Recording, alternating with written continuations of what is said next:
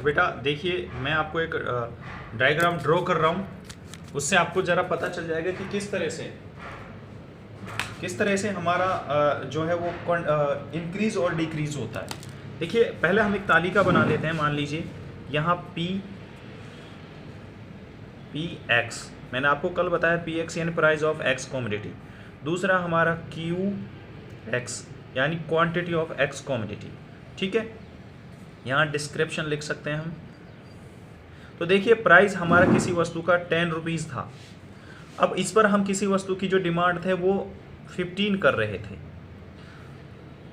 तो कुछ नहीं, अब क्या हुआ कि कीमत हमारी सेम 10 ही है, कीमत में कोई परिवर्तन नहीं आया और हमारी डिमांड बढ़कर हो गई 30। तो ये जो डिमांड इंक्रीज हुई है इसको हम इंक्रीज कहेंगे। क्या कहेंगे?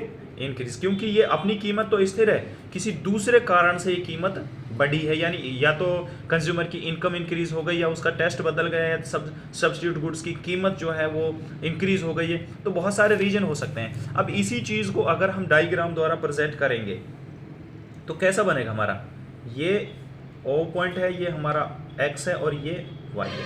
ओ वाई पर हम प्राइस लेते हैं और ओ वाई पर हम क्वांटिटी लेते हैं। ठीक है, तो क्वांटिटी देखिए, हमने यहाँ 10-10 का लिया था, तो हम 5 यानी 5, 10 एंड 15 इस तरह क्वांटिटी हमारी लास्ट 30 पे थी ना, तो हम 30 से ज़्यादा ही लेंगे, यानी 10, 20, 30 एंड 40। अब देखिए, हमारी प्रारंभिक जब प्राइस 10 था तो हम इस पर 15 वस्तु परचेज कर रहे थे, डिमांड कर रहे थे, यानी 15 यहाँ आएगा 10 और 20 के बीच में। अब क्या हुआ कि हमारा डिमांड करो ये था, अब ये हमारा डिमांड करो था। अब क्या हुआ कि हमारी डिमांड बढ़कर कितनी हो गई थी? 30। तो यहाँ पर ये डिमांड प्राइस सेम है लेकिन ये हमारी 30 हो गई। तो अब हमारा नया डिमांड करो यहाँ पर है, ये वाला, ये डिमांड करो। तो यहाँ से ए पॉइंट से लेकर बी पॉइंट पर ये हमारा इंक्रीज हुआ है। तो इसको हम क्या कहेंगे? इसको हम कहेंगे फॉरवर्ड टू डिमांड करो, या हम कहेंगे इंक्रीज इन डिमांड करो। तो ये हो गया हमारा शिफ्ट, इंक्रीज हो गया।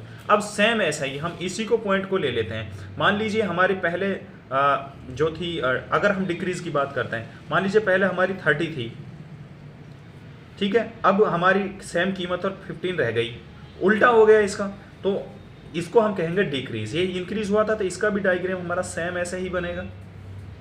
ओ एक्स ओ वाई, यहाँ प्राइस लिया, ये जरूर लिखना है, यहाँ प्राइस लिया, यहाँ क्वांटिटी ली, तो हमारा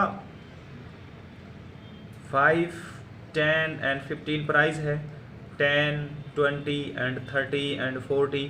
तो हमारी प्रारंभिक जो कीमत 10 रुपीज़ पर हम 30 वस्तु डिमांड कर रहे थे, ये हमारा पहला डिमांड करो था ये। अब इसमें लिखना कैसे है? जैसे ये वाला था हमारा, ये वाला था, तो इसका हम डी और इसका D1, ताकि हमें ये पता चल जाए कि पहले ये था, बदलने के बाद ये हुआ। तो यहाँ हमारा डी है। अब क्या हुआ, उसी कीमत पर डिमांड घटकर 15 हो गई हमारी, तो 15 हमारा नया डिमांड करो ये हो गया। इसका नाम हम D1 रखेंगे। इसका मतलब ये है कि पहले ये था और उसके बाद परिवर्तन होके ये D1 हुआ है, ए पॉइंट और बी पॉइंट। तो ये जो हमारा ये हुआ है हमारा बैकवर्ड, या हम कह सकते हैं डिक्रीज। तो डिमांड करो हमारा शिफ्ट हो गया यहाँ पर। तो बेटा ये तो हमने इसमें पढ़ा था, ऐसा तालिका बनाएंगे, ये फॉरवर्ड का होगा यानी इंक्रीज का, ये हमारा इंक्रीज का हो गया और ये हमारा डिक्रीज का हो गया। दोनों को आप डायग्राम बनाकर प्रैक्टिस कर लें। फिर भी if you have any problem for any type तो please ask me, I am always waiting to your queries. Thank you very much.